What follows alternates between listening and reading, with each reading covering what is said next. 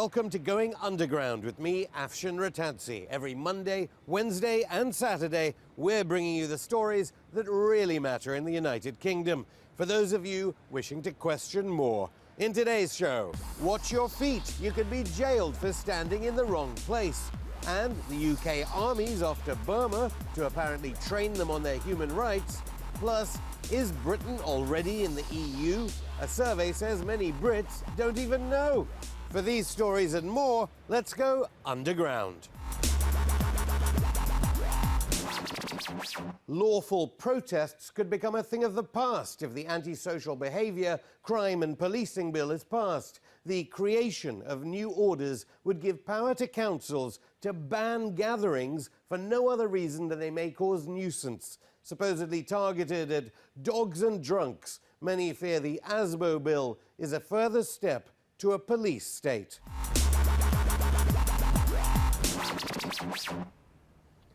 With me is Kerry-Ann Mendoza of the Scriptonite Daily blog. Kerry-Ann, welcome to Going Underground. Thanks for having me on. A lot of criticism of the old Labour Party ASBO system brought under Tony Blair. At last there's a reform. I don't think anyone is going to be sad to see ASBOs go. And they've been abused. Most famously, they're actually being used against homeless people, particularly in Manchester. Manchester Council using them to criminalise homeless people for begging. Can end up with jail sentences. They've also stopped soup kitchens from delivering food to the homeless. Although the Labour Party would always say they were meant to stop antisocial behaviour, people, families not being able to walk through the park. Absolutely. I mean, in the same way as when ASBOs were brought in, you have people like myself and civil liberties campaigners warning of the dangers between blurring the lines between what's annoying behaviour and what's criminal behaviour. It's already been open to abuse. If we were going to see any change, we'd like to see those laws revoked. What we're actually seeing is those laws ramped up, the legal tests for them and the wording becoming yet even more ambiguous. In this new bill that's going through through Parliament. So the first acronym, I don't know whether they're cloaking all these things in these acronyms. Several acronyms, you have to get your head around with this. But maybe that's why journalists aren't covering this story. I think so, it's just too complicated. IPNA, what's that? It's an injunction to prevent nuisance and annoyance, and this is the replacement for the ASBO. The important distinctions are an ASBO, the test for it means that actual harm or distress must have been proven to have taken place. With the IPNA, the injunction to prevent nuisance and annoyance, it's just on the balance of probabilities you may cause alarm. Was that because people, law enforcement was finding it hard to prosecute? Well, they definitely haven't found it hard to prosecute. I mean, there are literally thousands of ASBOs applied every year. Some of the most ridiculous ones being an 87-year-old man who's got a 99-year ASBO, which gives him a prison sentence if he's sarcastic to his neighbours. That's on the record. Yeah, the government would say these are outliers. In the main, they were protecting green spaces for families to go to, what's it called, dogs, drunks. Oh no, that's the next one we're going to talk about. But certainly on the IPNA, jail time for anyone over 14. And the orders can be issued to anyone 10 years and up. This is true, and the worst part of that is that, I mean, we all know how good 10-year-olds are at being annoying. That's kind of their job. But in this case, if a 10-year-old receives an IPMA and they happen to live in social housing, the entire family can be evicted from their home for the behaviour of a 10-year-old child, which it doesn't seem fair. Do you think these are mistakes or loopholes in the way the legislation has been written, or it's been with that in mind by the government? I think the government, we've already seen the government's housing policy with the bedroom tax and the other legislation they're putting through, the benefits cap, is already looking to get people out of social housing to reduce the housing benefit bill. I don't think it would be beyond thought or imagination that that's part of the subtext of this legislation. I suppose and equally, if it is a mistake, it should have been gone by now. This bill is in its very final stages in the House of Lords. It's already gone through the amendment process in the House of Commons, and this wording still remains. And as we go further into this, overall it's called the Antisocial Behaviour, Crime and Policing Bill.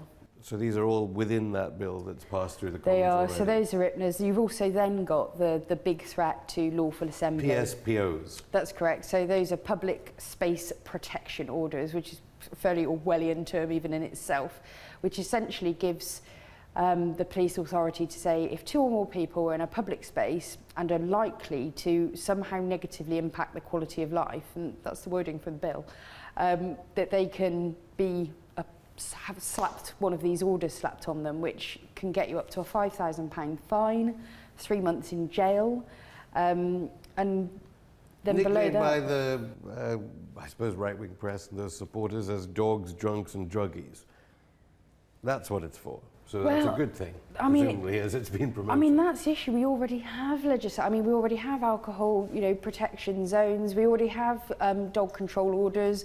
We already have these things in existence with the existing legislation. Why we need yet further laws? And this is the concern of civil liberties campaigners: is that if the, the getting the dogs and the drug abusers and the dog poo off our streets, if that's already in the legislation, I think the real aim of this piece of legislation is to get dangerous political ideas off our street. And when I say dangerous, I mean through the, from the perspective of the powers that be, the political elite, the economic elite. Which leads us neatly on to the crowning achievement of this bill, arguably dispersal orders.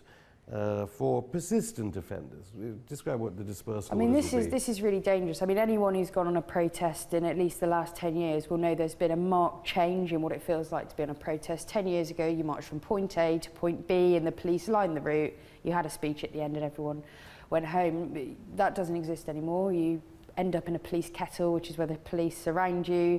You've got forward intelligence teams which are filming everybody who's on that protest, so that's where your persistent offender comes from. They'll have a database with your face on it and saying, well, this person has been on 4 protests in the last year. Particular activists who are organising it's everyone, trade union everyone. So every marches. protest I've attended for the last few years, I've been filmed, and so was everyone else that was on the protest. So you say repeat offender essentially means someone who cares enough to repeatedly attend protests. So they've already been doing it. So what extra powers? Well, now they can criminalise it, which is the difference. I mean, I've experienced this myself of actually the police using random Section 60 stop and search powers and all these sort of shenanigans to find a means of arresting you and taking you away from the protest, and have twice gone to court and had magistrates almost pulling their hair out. And I can't believe we're wasting time trying to prosecute you. You've done nothing wrong. And have been released. What this legislation would do is actually then put the courts in the position where they have less discretion, because all that happens is the police say that you impacted the quality of life in the area. It's a very weak test to call someone a criminal for and have such a £5,000 on the spot fine. So this isn't even going to a magistrate's court. And these are for also persistent offenders, so if you protest every week outside a company it's not defined, so persistent offender is not defined. And what is a persistent offender anyway in the context of protest? I mean, what you've essentially got is a passionate citizen. So who would have written, there's a lot of newspeak, as it were, just and convenient, and the Lords are trying to get it amended to necessary and proportionate. And you already mentioned before, balance of probabilities is what Cameron wants. But the Lords want beyond reasonable doubt, which is what is usually the phrase used for criminal conviction. I mean, and I would certainly hope that the Lords are successful in changing that language, because the balance of probabilities, we're almost talking about thought crime here. It's if someone in a position of authority says that on the balance of probabilities you're likely to impact the quality of life in an area. I mean, the other side of these dispersal orders, which is most insidious, is that they can actually dictate where you go. Once you've assembled, they can confiscate your property if they deem it antisocial. So what, repossession of council houses for people who've been demonstrating against absolutely, National remove Health your Service placards. What about my mobile phone if I'm using that to communicate with people to organise the protest? All of this is not defined. You've also then got, they basically can then ban you from a locality for up to 3 years. And they haven't even properly defined locality. So does it mean, a town centre? Does it mean a city? Does it mean a county? Does it mean the country? And just finally, I mean, obviously Scriptonite may be covering it. What do you think is the reason why the mainstream aren't covering the story? I really am concerned, particularly with the BBC, which is our public broadcaster in the UK. We expect, as we pay for that public broadcaster. We have a higher test of, you know, its credibility and its integrity on these matters. And right now the BBC is completely failing. I mean, our interpretation is that the BBC Trust, the chairman is now a guy called Lord Chris Patten, who is a Conservative peer, and it's the BBC Trust which dictates the editorial content of the BBC, and Lord Patten has 13 other jobs beside chairman of the BBC and actually receives more money from 2 advisory roles for BP and EDF Energy than he does for his time at... Well, he doesn't want people demonstrating outside the BBC, obviously, if he's backing the plans. Carrie-Anne Mendoza of the Scriptonite Daily blog, thank you for going underground. While the changes to ASBO laws are threatening to restrict freedom of speech, we can't help but notice that the practice of slapping behaviour orders onto unruly youths has been somewhat flawed. At number 5 in our countdown, we have an unborn baby threatened with an ASBO by bungling police. Charlotte Childs was 36 weeks pregnant with her first child when she was sent a letter. It stated that the baby had been identified as part of a group causing antisocial behaviour, and she was invited to a meeting to discuss how to resolve the issue. Amongst other things, the government wanted her to look at diversionary activities in her local area. The courts also asked for the unborn child to attend a support group. At number 4, a shepherd was given an ASBO denying him the right to graze sheep. It came after claims that his flock was being used as a means for intimidation. The intimidating sheep had apparently strayed into gardens and damaged fences. At number 3 is a car thief that was given an ASBO that prevented him from entering any car park in England and Wales after he admitted stealing from parked cars. Fair enough, you might say. But as his solicitor pointed out, if he steals from a car parked in a car park, he breaches his ASBO and goes to prison. But if he robs a car parked on the high street, well, he's not a repeat offender. At number 2, a teenager was banned from swearing as part of an ASBO after several incidents of antisocial behaviour. The order also prevents him from being abusive to police officers, but only if he is within hearing distance of any member of the public. He can swear away if it's just him versus the police officer. And at number 1, a repeat offender banned from entering certain areas of Lytham in Lancashire was arrested for breaching his ASBO when he was caught reading a book in a library.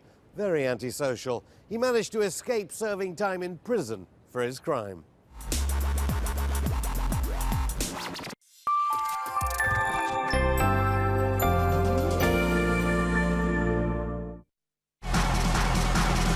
Let's go!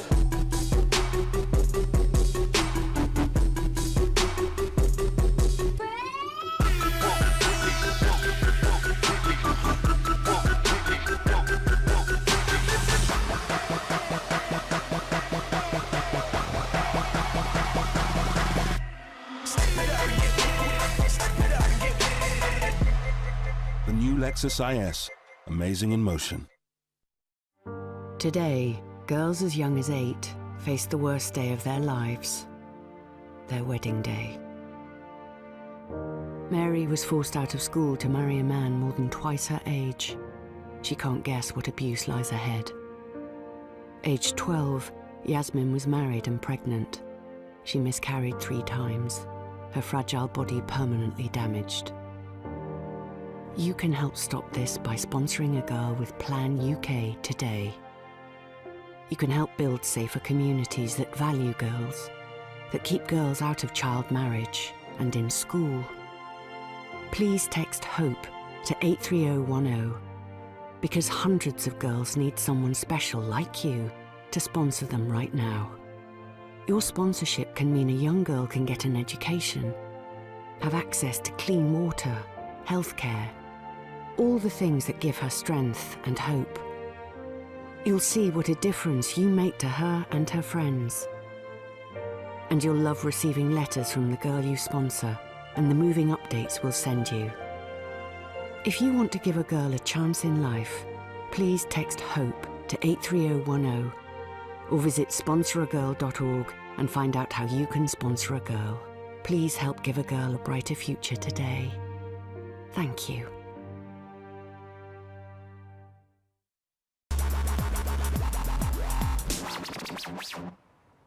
The British Army of the 21st century has been implicated in illegal prisons and involvement in rendition. So sure, it makes sense that in January it's set to train 30 high-ranking officers from the Burmese army on human rights and accountability. The British government recently turned down a Freedom of Information request by Burma Campaign UK for details about the training course, citing commercial confidentiality. But the online course prospectus doesn't mention human rights at all. It does, however, include lessons on the art and science of war, crisis management, and challenges to state sovereignty. So maybe Britain has other reasons for wanting to rebuild ties with Myanmar, a former British colony whose army has been attacking ethnic minorities and has been accused of war crimes. With me is Mark Farmaner from the Burma Campaign UK. Mark, welcome to Going Underground. Why is Britain so suddenly interested in getting in with the Myanmar or Burmese junta? Well, our suspicion is that it's business interests that are driving the foreign policy with regard to Burma now, rather than human rights. It's a complete policy U-turn from the old position of Britain being one of the leading countries promoting human rights in Burma. Are you surprised by how quickly the Conservative government has turned? Because I understand they loved Burma Campaign UK, your organisation, just a few months ago, and now they're not taking your calls? Or? It has been a real shock to see how dramatically the government has changed its policy. When they were in opposition, staff from Burma Campaign were invited to speak at the Conservative Party conference and received standing ovations. We were saying then that there needed to be accountability for war crimes and crimes against humanity, which they were supporting. We were supporting targeted economic sanctions. But very soon after coming into government, the policy started to shift to becoming much, much softer. We saw a stronger focus on trade interests and a reduction in talking about human rights interests. And on his first visit to Burma, Foreign Secretary William Hague said, we're going to judge them on their actions, not their words. But since then, he's done the exact opposite. So Britain supported the lifting of sanctions despite none of the benchmarks on human rights having been met that had originally been said had to be met before sanctions could be lifted. And now we've just seen that they've reorganised their website and how they list their priorities, and top priority listed is business and trade interests. Bottom out of 6 is the promotion of human rights. So it's there now on their own website, in their own words, where their real priorities are. But I'm pretty sure William Hague would make the argument that if Sandhurst is training the Burmese military, they'll be training them in proper warfare. The issue is that if you're a soldier, and they're going to be just training officers here, not the senior commanders, not the politicians, not the head of the military. If you're in the Burmese army and you go on this training course and you come back to Burma and your political and military masters say, go into the jungle there and start bombing that civilian village, that's what they're going to do. That's what they've been doing for decades. It's unlikely that we're going to be training them to disobey orders from their commanders. But the reputation of Sandhurst, Britain's premier academy, they wouldn't be influenced by what they... Well, we don't know where the officers and which organisation is going to be providing all of the training. But I mean, I think Sandhurst has also been training people from dictatorships and authoritarian regimes all around the world who've gone on, like from Syria, for example, Bahrain and other countries where the army is involved in human rights abuses. The officers were trained at Sandhurst. There's no guarantee that human rights will be respected just because someone was trained there. But yeah, this is an army that is still committing really serious human rights abuses. UN Special Rapporteur has reported since Thein Sein became president, since the reform process began, has reported mass use of rape and sexual violence, torture, deliberate targeting of civilian villages. I've been to these conflict zones myself. I visited several of them last year, crossing illegally into these conflict zones from neighbouring countries because the government of Burma won't allow people there.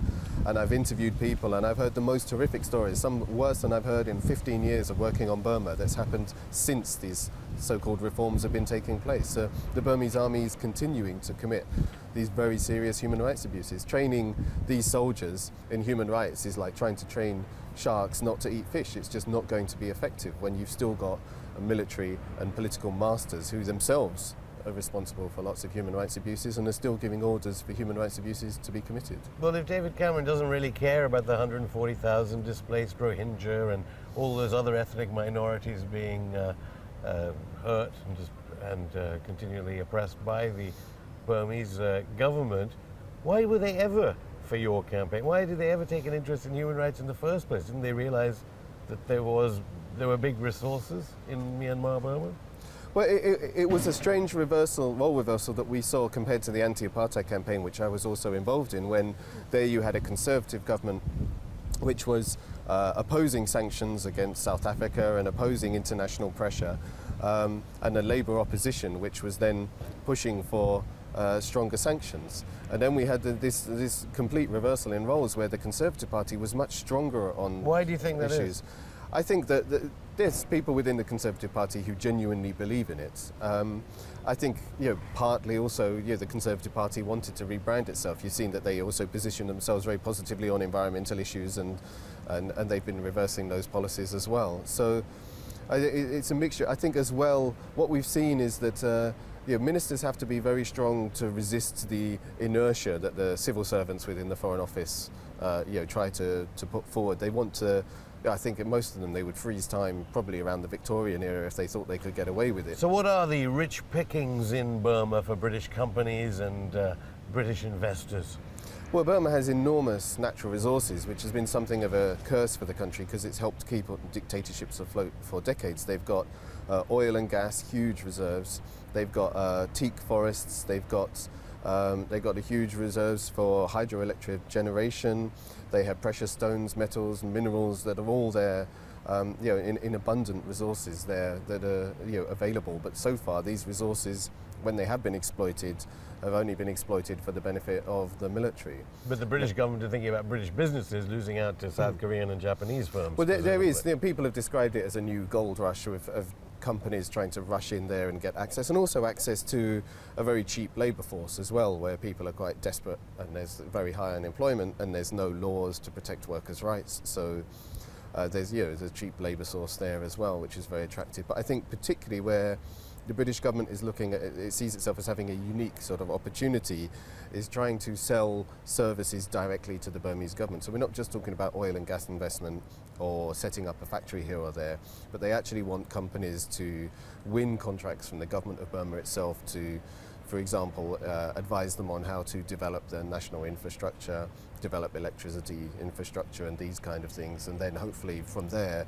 win more contracts with British companies to actually design, engineer and build that infrastructure as well. So this seems to be really where there's a strong focus from the British government, and because they therefore, to win contracts like that, they need the goodwill of the Burmese government. It might be why they're being particularly obsequious and silent on human rights abuses, and have this policy of actually not criticising the government of Burma on human rights abuses anymore, because they need that goodwill to win these business contracts. Mark Fominath, thank you very much. Thank you.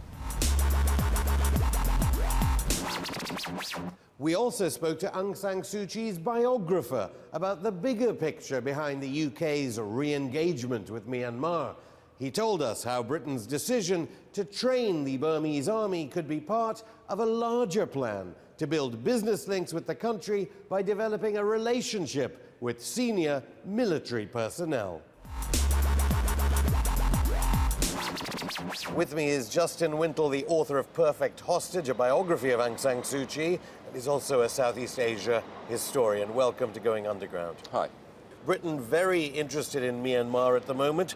Why is the British government interested in sending troops there anyway? It's part of a larger picture of re-engagement with Myanmar, which through sanctions and other measures was really isolated from the outside world.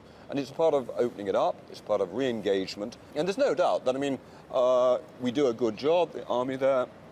It's been for UK PLC, and it'll help business because obviously there's still strong connections between the business community, senior business community in Myanmar and the army.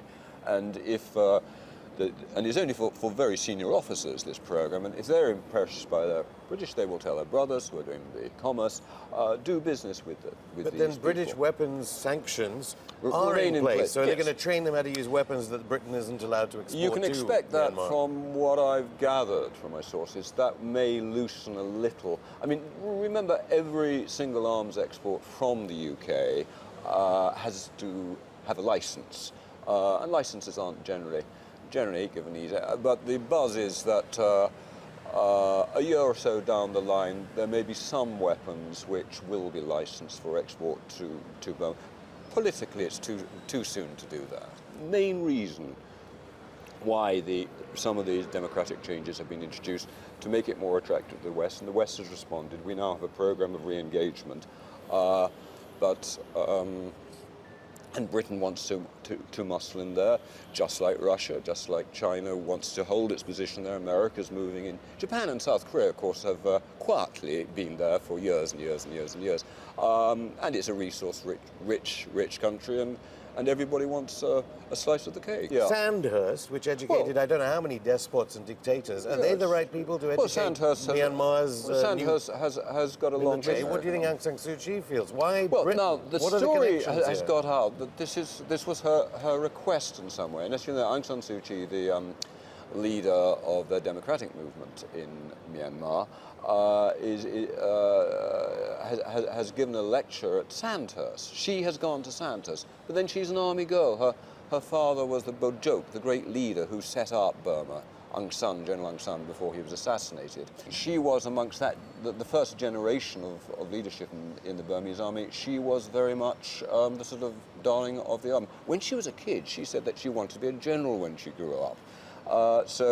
Well, she hasn't become a general in the Burmese army. Perhaps by going to Sandhurst, she thinks she'll become a general in the British army. Because it's also more controversial because 140,000 odd ethnic Rohingya are on the move, displaced, and she's come under criticism for not talking publicly about it. And here is the British army training the very army that is being accused of committing the atrocity. Well, I think the idea, the training, and we don't really know what the contents, because although they have a standard, Cranfield University and Sandhurst have a kind of standard package, the contents are varied for each country that they go to. But secret intelligence training?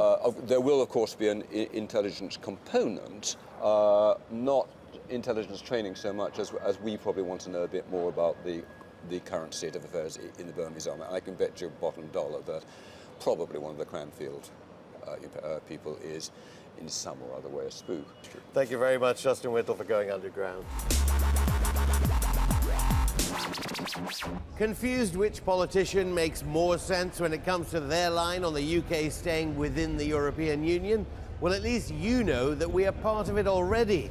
It turns out that a number of British voters are not too sure. The UK's Electoral Commission has found that some are blissfully unaware whether Britain is even in the European Union. As MPs are drafting proposals to be sent to voters for the 2017 referendum, they want the question changed. Instead of "do you think that the United Kingdom should be a member of the European Union?" they say it should be "do you think that the UK should remain a member?" The options available to voters in 2017 would be as simple as yes and no, so hopefully there will be no further confusion. Join us next time as we go underground to bring you the latest beneath the mainstream from around the UK. Don't forget, you can drop us a line on Twitter at underground_RT, like our page on Facebook, or email us goingunderground@rttv.co.uk. See you on Monday.